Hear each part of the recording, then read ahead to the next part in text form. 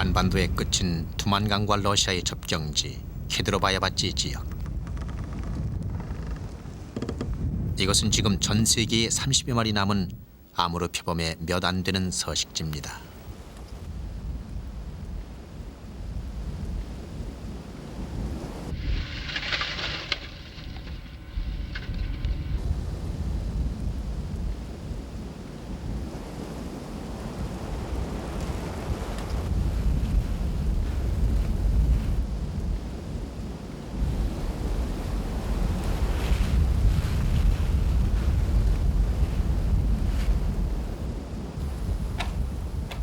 아무르 표범. 그와의 첫 만남이 이루어진 곳은 살아남기 위한 생존의 현장이었습니다.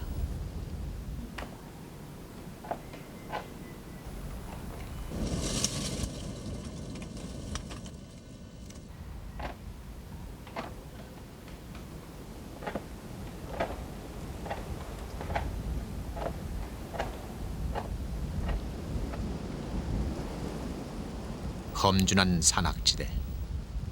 한 달 정도를 주기로 들리는 바위산 바위 틈.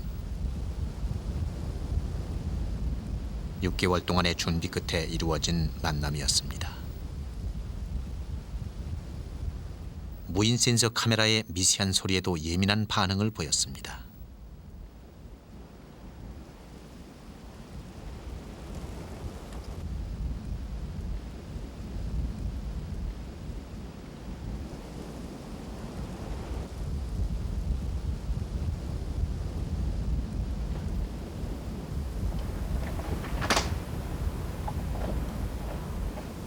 이 아무르 표범은 대개 경사가 가파른 산악지대나 바위산에서 살아갑니다.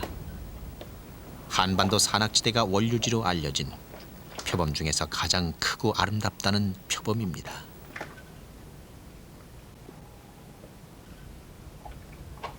이 아무르 표범이 바로 한반도에 서식했던 조선 표범입니다.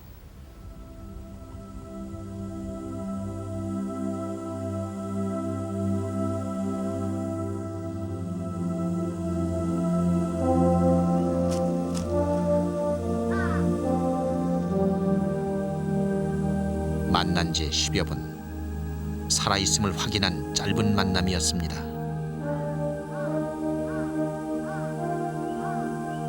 조선 표범은 이제 마지막 남은 서식지에서 그 생존의 끈을 이어가고 있었습니다.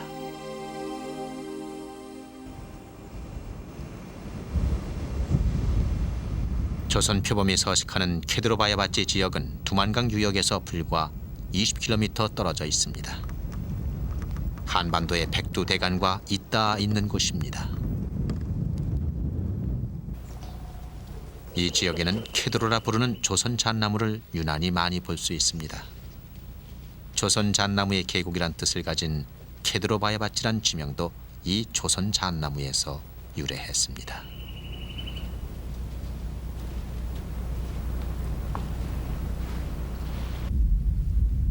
이곳은 조선 사냥의 귀중한 서식지이기도 합니다. 표범과 마찬가지로 바위산에서 생활하는 조선 사냥은 이제 이곳에서도 거의 찾아보기 힘든 상태입니다.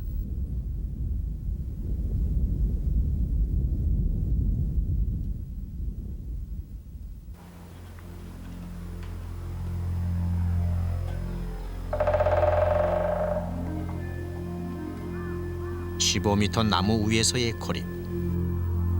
조선 표범과의 만남은 기다림을 익혀가는 과정이기도 했습니다.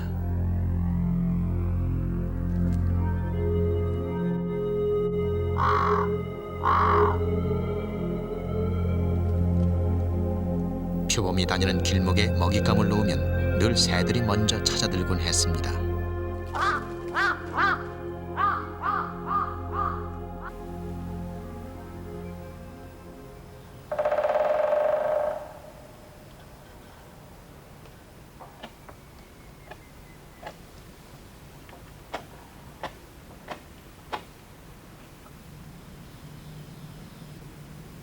눈치채지 못할 정도의 은밀한 출현. 나타나자마자 먹잇감에 달려들었습니다.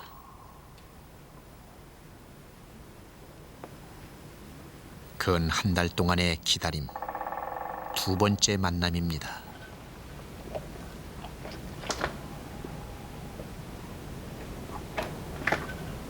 근래 사냥을 하지 못했는지 몹시 굶주려 보입니다.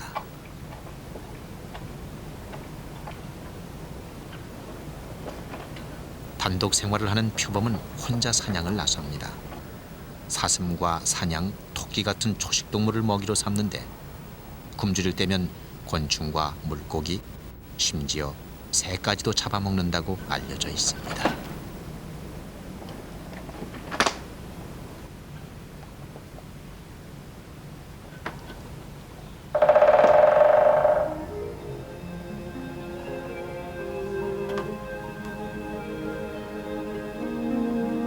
한 번의 이상한 낌새로 곧바로 경사지를 떠납니다.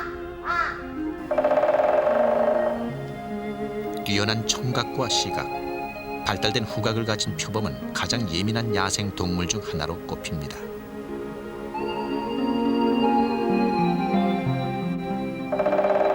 두 번째 만남도 10여 분 만에 끝났습니다.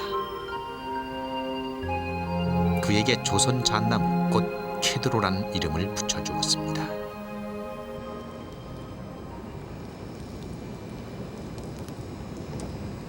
기다림 속에서 겨울을 맞았습니다. 이 지역은 내륙의 타이가지대와 달리 여름에는 무덥고 겨울에는 기온이 영하 40도까지 내려갑니다.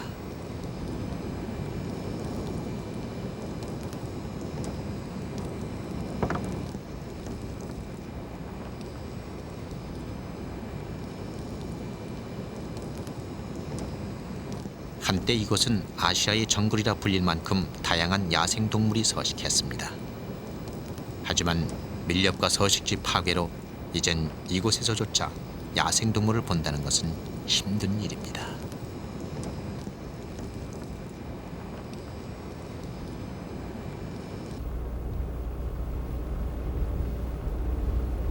케드로바야바치 숲에서 조선 표범을 찾아 나선 지 벌써 7개월째. 유난히 잦은 눈과 함께 케드로라 이름 붙인 조선 표범도 한동안 그 모습을 감추어 버렸습니다.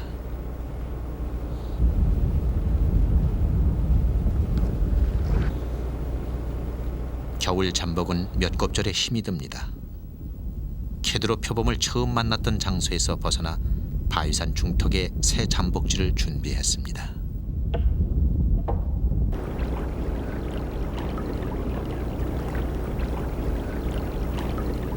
혹한의 겨울숲에서도 야생동물들은 생명을 이어가고 있었습니다.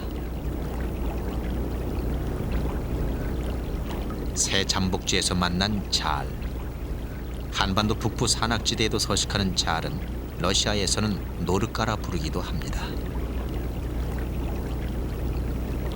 족제비과에 속하는 잘은 일찍부터 최상급의 모피동물로 알려져 지금도 밀렵 대상으로 순환을 겪고 있습니다. 이 잘은 겨울철 표범의 주된 먹잇감이 되기도 합니다.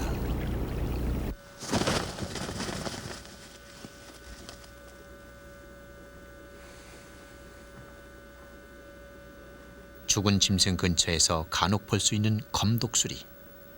황금색의 머리 깃털 때문에 골든 이글이라고 불립니다.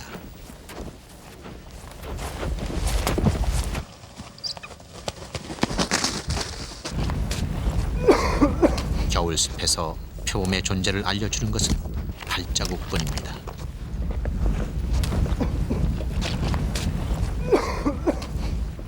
표범이 먹다 남긴 사슴.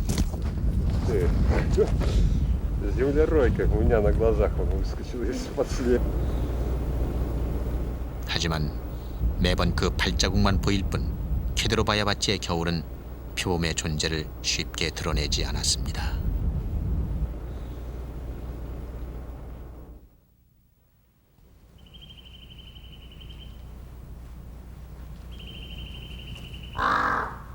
아직 겨울이 물러나지 않고 있었습니다.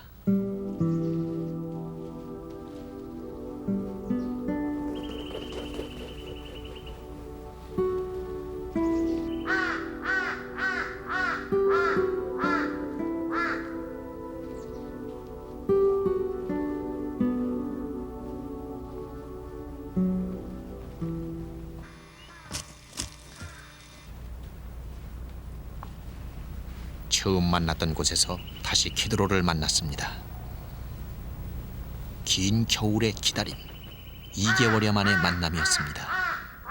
겨울을 이겨내고 살아있었던 것입니다.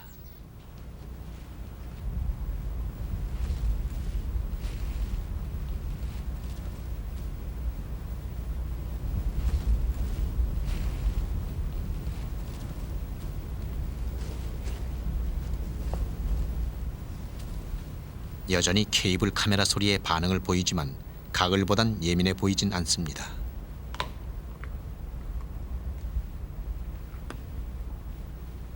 표범은 시베리아에서 아시아 남부, 아프리카에 이르기까지 여러 아종이 분포합니다.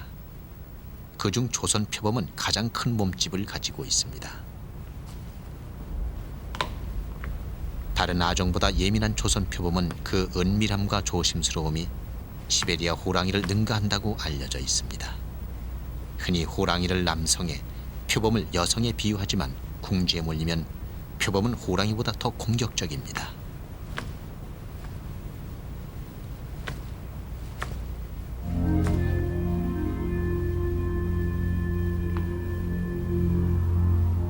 조선 표범은 다른 지역의 표범보다 긴 털을 가지고 있습니다. 특히 겨울철에는 길고 두꺼워져 최고 7cm까지 자라는데 이 긴 털로 타이거의 겨울을 납니다. 하지만 이 길고 아름다운 털 때문에 조선 표범은 지금 멸종 위기에 처해 있습니다. 모피를 얻고자 하는 밀렵군의 표적이 되고 있기 때문입니다.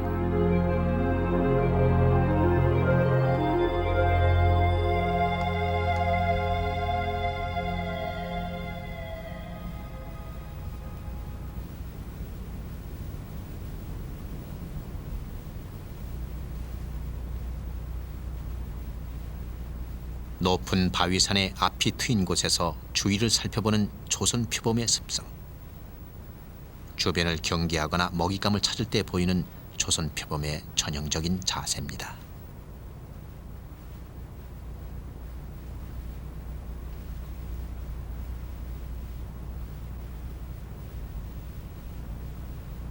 불과 40m 거리. 이제 이 잠복지에 어느 정도 익숙해진 것 같습니다.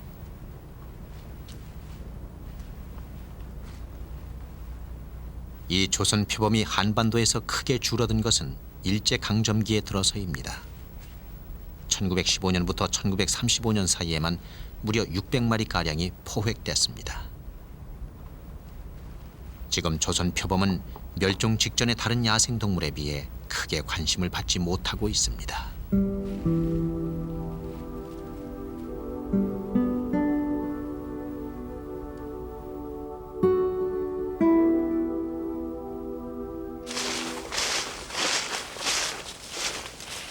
최근 들어 조선 표범을 살리기 위한 방안이 마련되고 있습니다.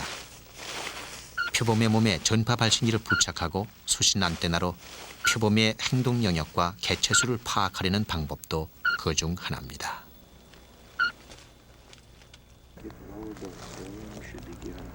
생포한 야생 표범의 목에 목걸이를 설치한 뒤 이 목걸이에 특정한 주파수를 가진 발신기를 답니다. 표범을 야생 상태로 돌려보낸 뒤 수신 장치를 이용해 발신음을 추적 조사하는 방법입니다.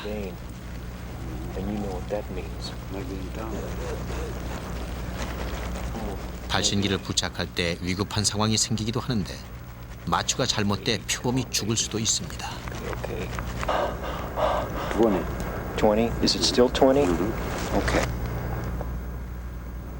하지만 원격 무선 장치를 이용한 이 방식은 넓은 지역에서 활동하는 야생 표범을 쉽게 찾아내고 지속적인 관찰이 가능하다는 이점이 있습니다.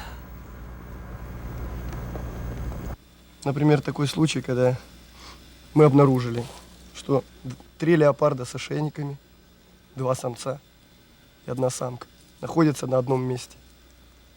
Мы решили, это очень интересно. Как? Это очень редко бывает.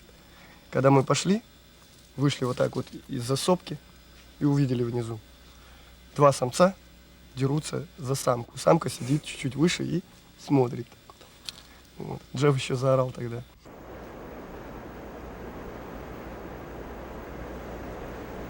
정작 위급한 상황은 생포 과정에서 일어납니다.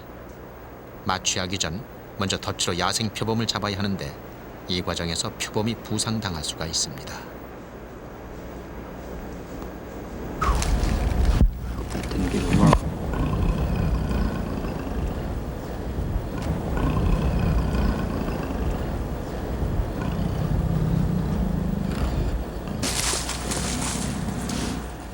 덫에 걸린 표범이 도망가려다 발을 다치는 경우가 가끔 일어납니다.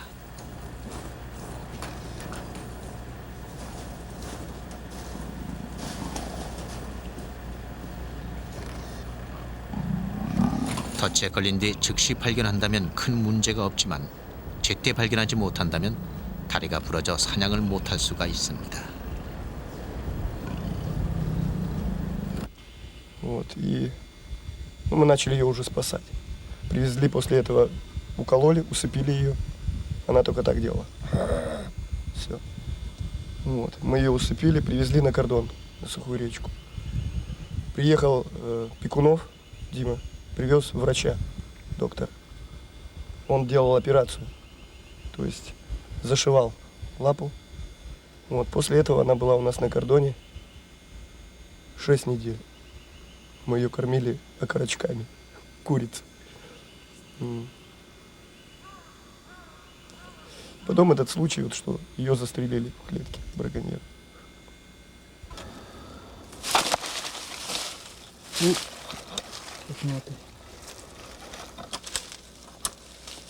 덫을 이용한 이런 포획 방법은 여전히 문제점으로 지적되고 있습니다. Вот эта резинка не дает прерывать току крови конечности. 포획 도중 발목이 부러진 표범은 야생 상태로 돌려보내도 살아남기 Пока это 힘듭니다. считается самый оптимальный вариант. 조선 표범을 살리려는 노력에도 그 수는 매년 감소하고 있습니다. 묘양산과 경흥 지역, 중국 장백산, 연해주 두만강 인근 지역에 불과 30여 마리만이 생존하는 것으로 추정합니다. 조선 표범은 1930년대까지만 해도 조선과 중국, 러시아의 국경지대에 400마리가량이나 서식했습니다.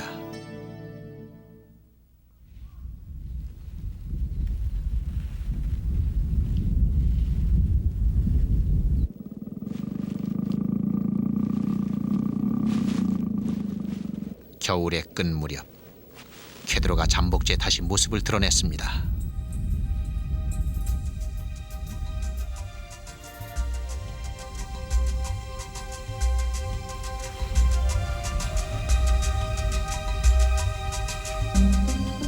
살아있는 그를 만나는 시간이 있어 오랜 기다림을 견딥니다.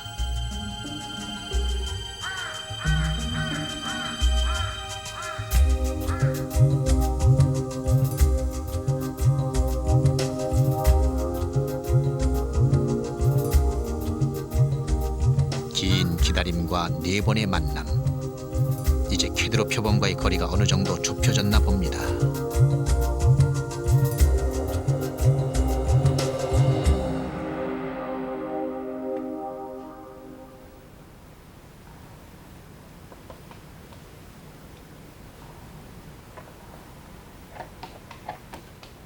조선 표범의 학명은 아무로 표범입니다. 하지만 러시아 동물학자들도 까레이스키 레오파르도, 곧 조선 표범이라 부르며 한반도를 그 원류지로 추정합니다.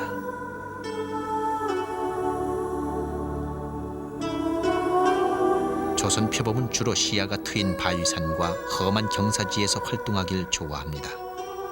그래서인지 산악 지형을 가진 한반도에서 옛부터 자주 볼 수 있었던 야생 동물이었습니다.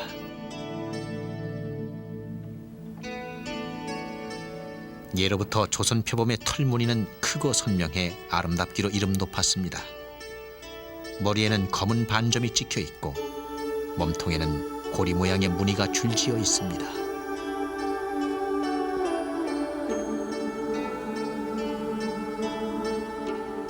이 무늬 모양이 매화를 닮아 조선 표범은 매화범, 꽃범으로도 불렀습니다. 무늬를 이용해 숲에 숨어들면 찾아내기가 여간 쉽지 않았습니다.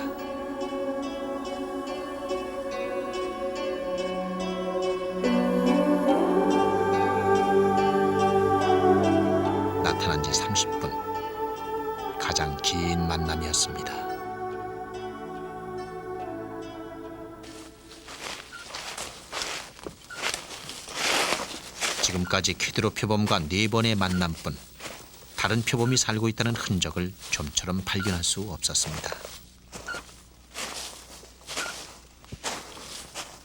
캐드로 바야바치 지역에 유일하게 한 마리 서식한다는 수표범을 찾아보기로 했습니다.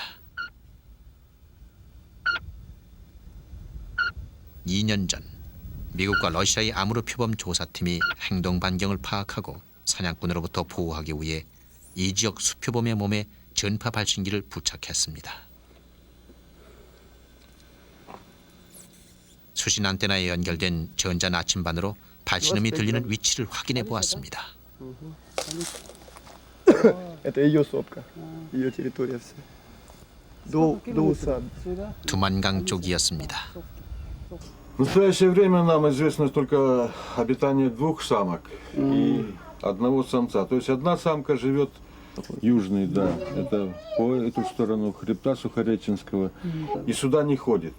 И 2 самка живет на участке в другую сторону реки Кедровой. И без купания снимай сюда, да? И да, здесь, а самец в настоящее время вот он почти не держится в заповеднике. То есть он уходит за территорию заповедника, где-то посещает других самок, а потом опять приходит и проверяет этих самок.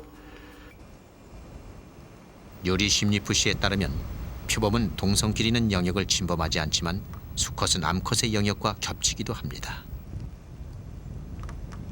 우리가 만난 암표범은 수아르친스크 산맥 남쪽에 살고 있고 다른 암표범은 캐드로프카 지역 두만강 쪽에 서식합니다. 수표범은 두 암표범의 영역을 드나드는데 다른 지역까지 영역권으로 삼고 있습니다.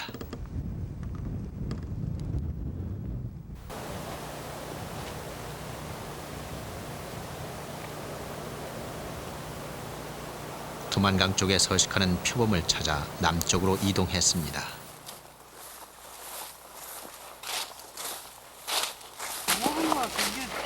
두만강 지역에 인접한 스파시니아만 일대.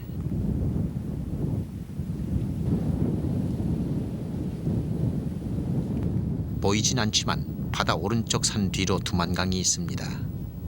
그 두만강의 강물이 이 스파시니아만으로 흘러듭니다.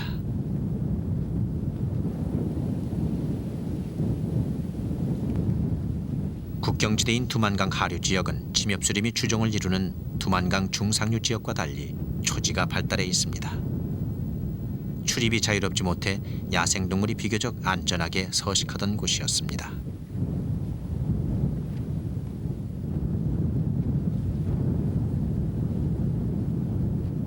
하지만 최근의 경제개발로 이곳의 야생동물들도 서식지를 잃어가고 있습니다.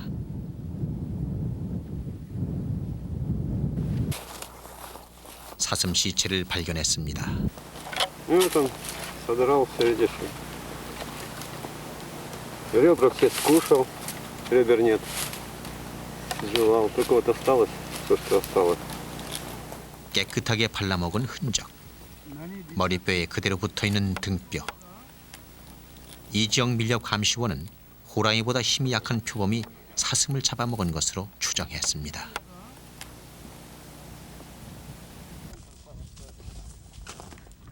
캐드로프카 지역에 서식하는 표범을 찾아보기로 했습니다.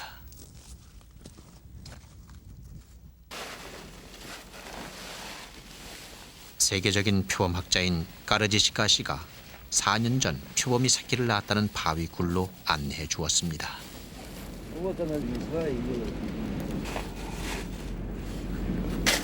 Сюда, бэйби. Да, Бэйби, да? да. 3 бэйби? 2. А 2 бэйби. Иногда бывает 3 даже. Сейчас леопарда идем сюда. Вот у нее этот участок весь делится на несколько таких небольших участков. И она вот любит вот такие места. Вот отсюда очень хорошо видно долина вся. Она видит, где олени, где люди. И здесь она любит отдыхать. Если она убьет кого-нибудь оленя, она сюда приносит. И здесь она лежит и ест. Дети здесь приводят сюда котят. Они здесь едят. И вот зимой, когда солнышко вот туда выходит, скалы хорошо нагреваются. И здесь очень тепло. Они отражают тепло и очень удобно. Если снег или дождь, она может туда лезть.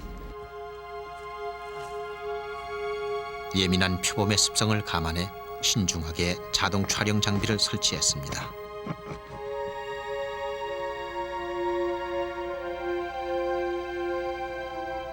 굴 앞 40m 거리에는 잠복 텐트를 설치, 새로운 표범과의 만남을 준비했습니다.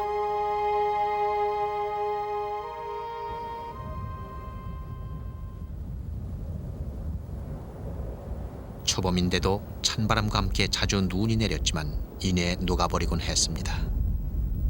새로운 만남을 위한 기다림에 다시 익숙해져 가고 있었습니다.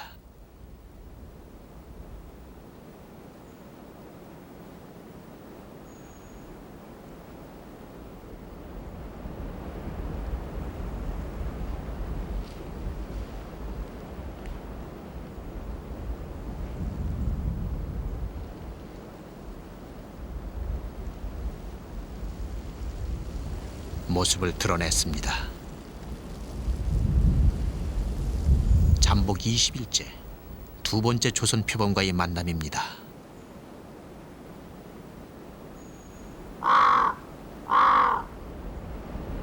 주위에 생긴 이상 때문인지 까마귀 소리에도 민감한 반응을 보입니다.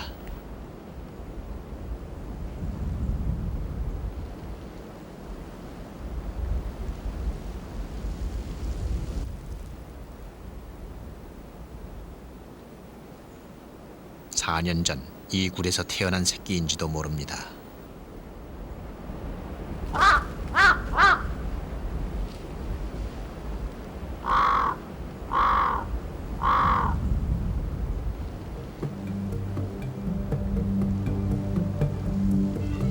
아무래도 잠복 텐트가 이상한가 봅니다.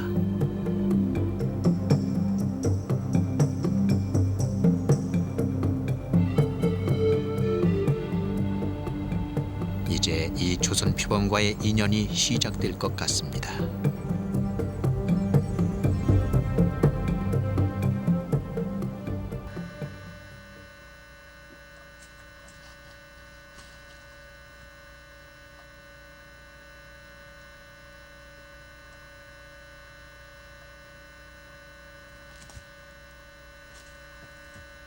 굴 깊숙한 곳까지 이상이 없는지 살펴봅니다.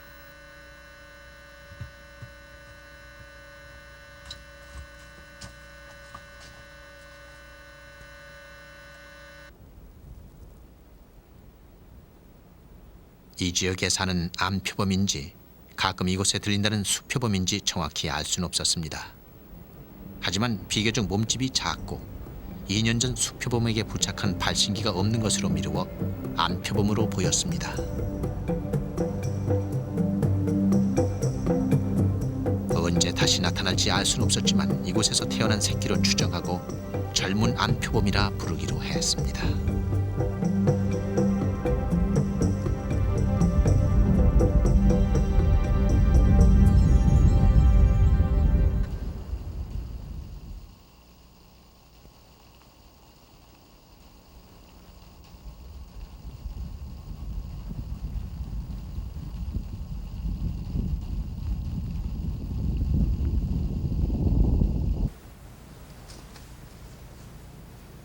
이날 밤 표범이 다시 나타났습니다.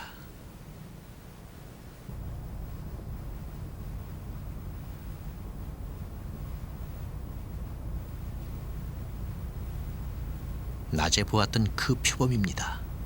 의외였습니다.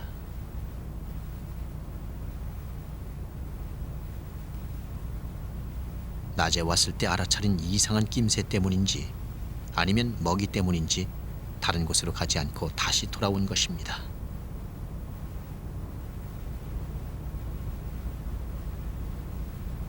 표범은 해진 뒤나 새벽에 가장 많은 활동을 보입니다. 시력이 뛰어난 표범은 여느 동물 같으면 보지 못하는 것도 어둠 속에서 똑똑히 분간할 수 있습니다. 다 자란 표범이 사냥을 시작할 무렵이면 1km 넘는 곳의 먹이도 어렵지 않게 찾아낸다고 합니다.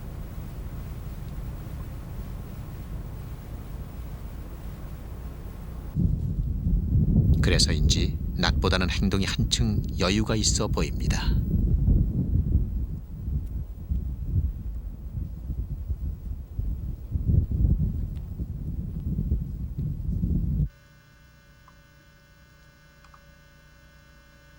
센서 카메라 불빛에 재빨리 몸을 숨깁니다.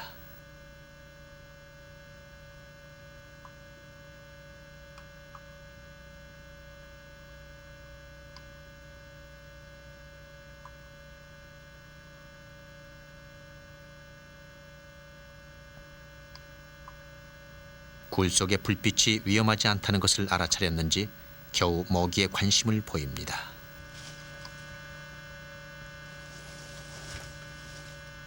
그래도 불빛이 불안한지 먹이를 굴 밖으로 끌어내려고 합니다.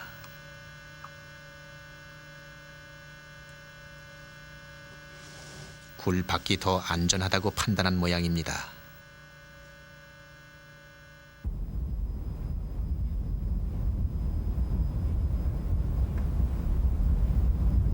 표범은 먹이를 찾아 이동하기 때문에 자기 영역 내에 여러 거처를 마련해 둡니다.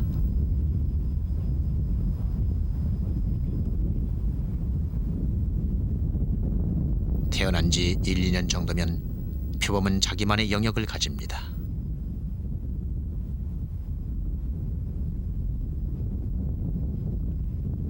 새끼는 다 자라면 어미 곁을 떠나 다른 영역을 찾아 떠나지만 간혹 어미 영역권의 일부를 이어받기도 합니다.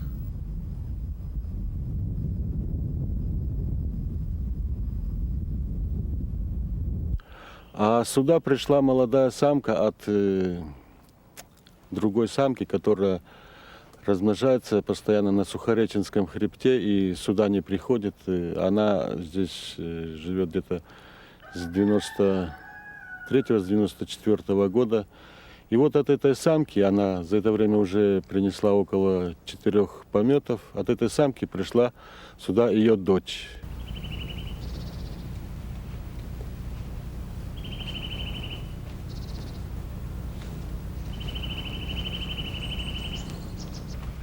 숲은 새로운 성장을 준비하고 있었지만 마지막 추위는 아직 물러나지 않고 있었습니다.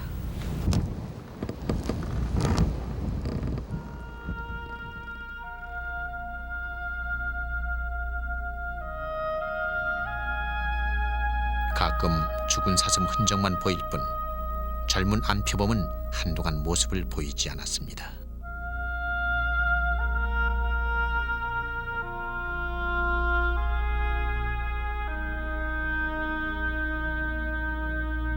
점점 기다림에 익숙해져 갔습니다.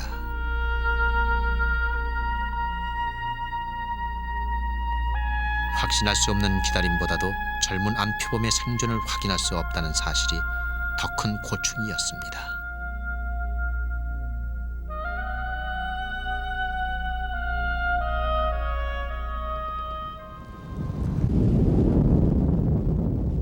굴 위쪽 경사지 모습을 드러냈습니다.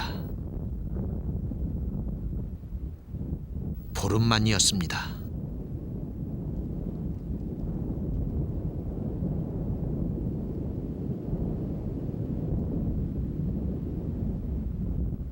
젊은 안표범과의 만남으로 정지한 듯했던 숲의 시간이 다시 흐릅니다.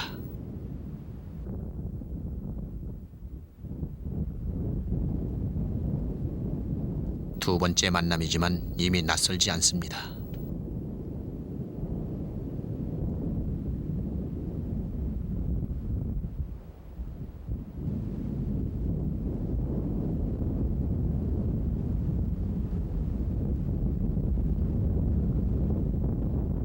처음 만났을 때보다 몸이 무거워 보입니다.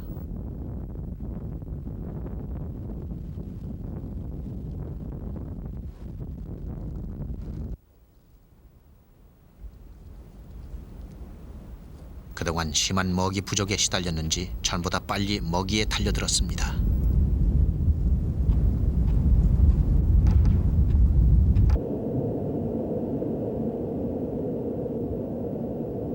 이 지역의 먹이 부족은 이미 90년대 초반부터 심각한 상태였습니다.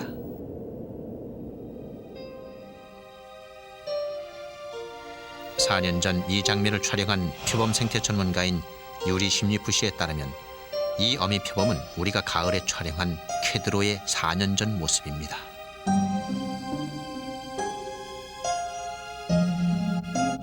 어미인 쾌드로는 당시 이곳에서 새끼 표범과 함께 살았습니다. 다육구석을 뒤지는 새끼 표범이 지금 이 지역의 젊은 암표범입니다. 어미가 새끼 표범을 쫓아냅니다.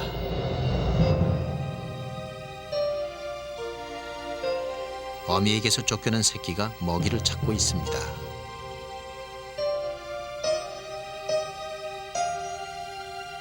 어미가 새끼에게 먹이를 마련해주지 못할 정도로 먹이 부족에 시달리고 있었습니다.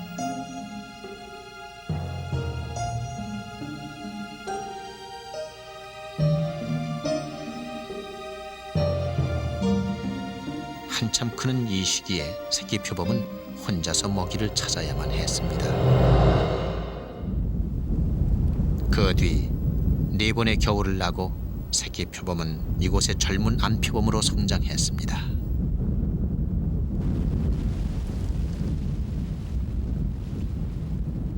지금은 4년 전보다 먹잇감 부족이 더 심한 상태입니다. 표범이 정상적으로 살아가기 위해서는 한 달에 2~3마리 정도의 사슴을 사냥해야 합니다.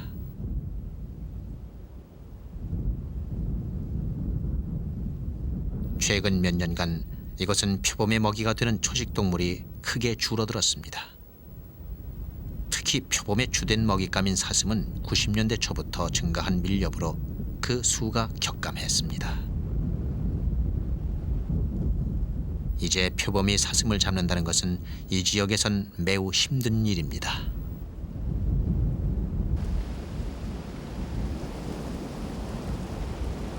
이번에는 바로 동굴 지역을 벗어나지 않았습니다.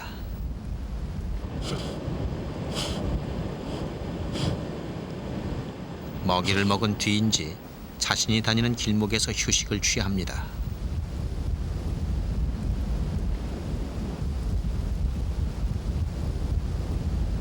배가 불러 있습니다. 새끼를 뵌 것 같습니다.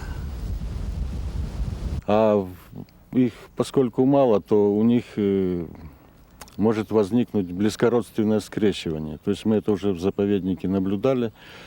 И после близкородственного скрещивания могут быть и большие отклонения в потомстве. То есть дети могут рождаться неполноценными, слабыми, хилыми. Они могут умирать от различных и болезней, от слабости. То есть мы наблюдали даже вот у Светланы, допустим, у дочери Углатова было, значит, близкородственное скрещивание то есть с отцом.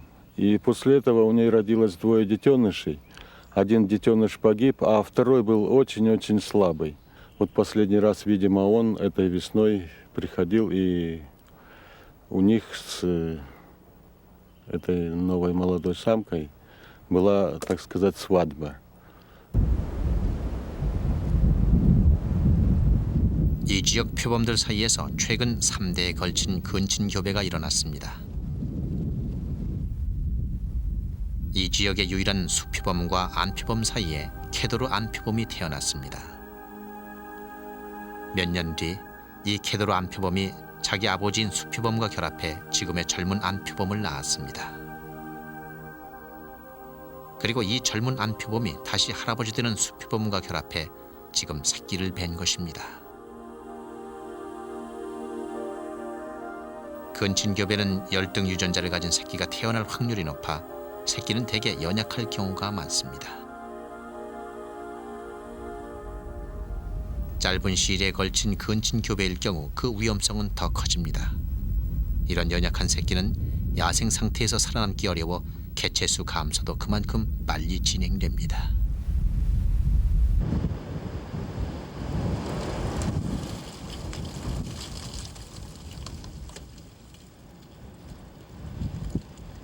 앞으로는 문제가 더 심각해질 것입니다. 이 젊은 암표범이 낳을 새끼와 수표범 사이에 다시 근친교배가 이루어질 가능성이 높기 때문입니다.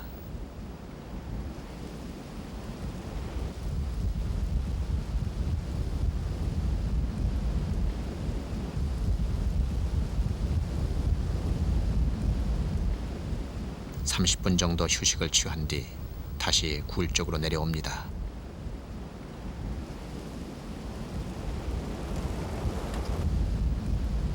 지난번 낮과 달리 굴 입구가 아닌 바위 틈을 이용합니다.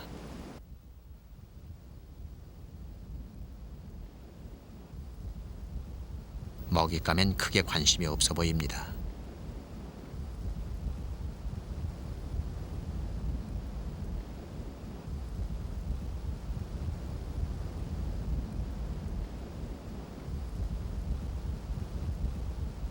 굴 주위까지 꼼꼼히 살핍니다.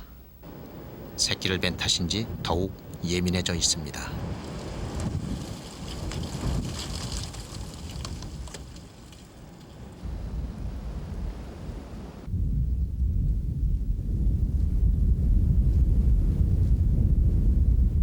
살피는 모양새가 예사롭지 않습니다. 아마 자기가 태어난 이 바위굴에서 새끼를 낳을지도 모르겠습니다. 조선 표범은 주로 바위굴에 보금자리를 만들고 보통 2-3마리의 새끼를 낳습니다. 하지만 지금 조선 표범은 정상적인 번식에 필요한 최소한의 집단조차 이루지 못하는 어려운 실정입니다.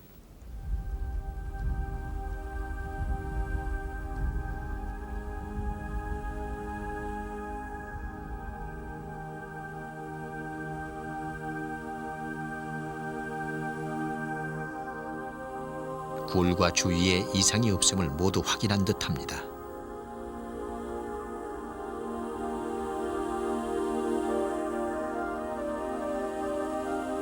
하지만 아무래도 안심이 되진 않는 모양입니다.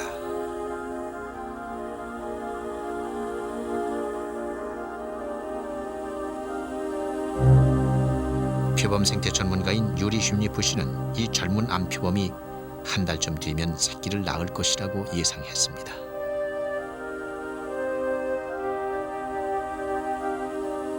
새끼를 뵌 탓에 몸도 더 무거워 보입니다.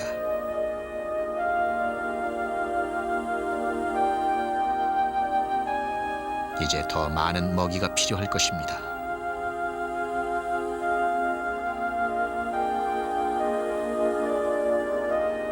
곧 태어날 젊은 암표범의 새끼도 한동안 이곳에서 어미와 함께 살아가야 할 것입니다. 그때면 젊은 암표범이 어렸을 때보다 더 힘든 겨울을 나야 할지 모릅니다.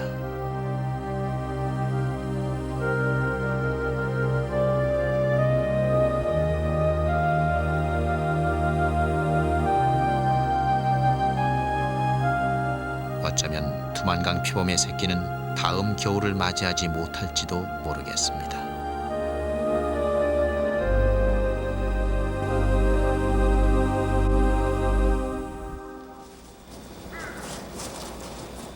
젊은 암표범의 영역지를 돌던 중 표범이 남긴 흔적을 발견했습니다. Леопарды. Это как попугай. Леопарды метят территорию. Метят территорию, границы своих участков. Когда приходит или молодой, это мой регион. This is leopard said. This is my region. 표범이 이런 평지에 내려오는 것은 주로 밤사냥을 위해서입니다. 영역 표시를 남긴 인근 숲길.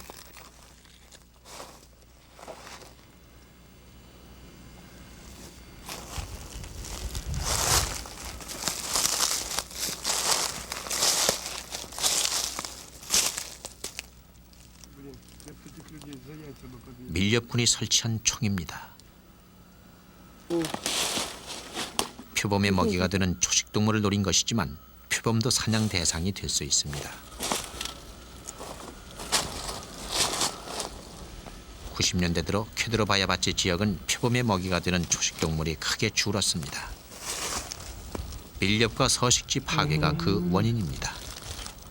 최근 러시아의 어려운 경제 현실은 이런 밀렵을 더 부추기고 있습니다. Олен이다. 이곳 쾌드로바야바치의 숲에선 종종 밀렵 흔적을 발견할 수 있습니다. 밀렵군이 고기를 처리하고 가죽만 남겨놓았습니다. Карабин. Браконьер.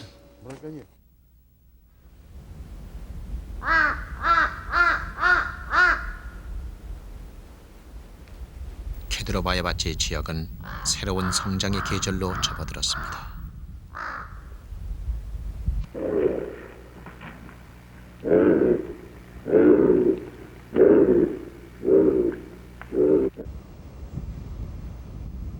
조선 표범에게도 곧 새로운 생명의 성장이 시작될 것입니다. 그와의 마지막 만남일지도 모릅니다.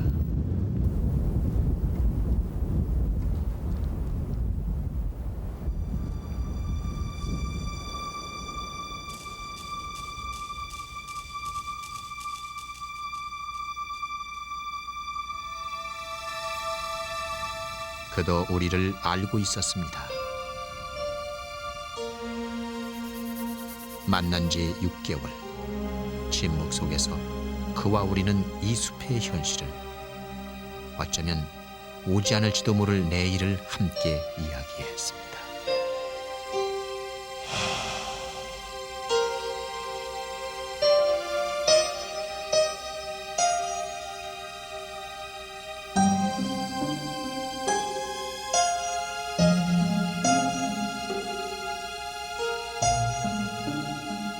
조선 표범이 맞아야 할 내일은, 다가올 성장의 시간은 지금 우리가 짊어져야 할 몫입니다.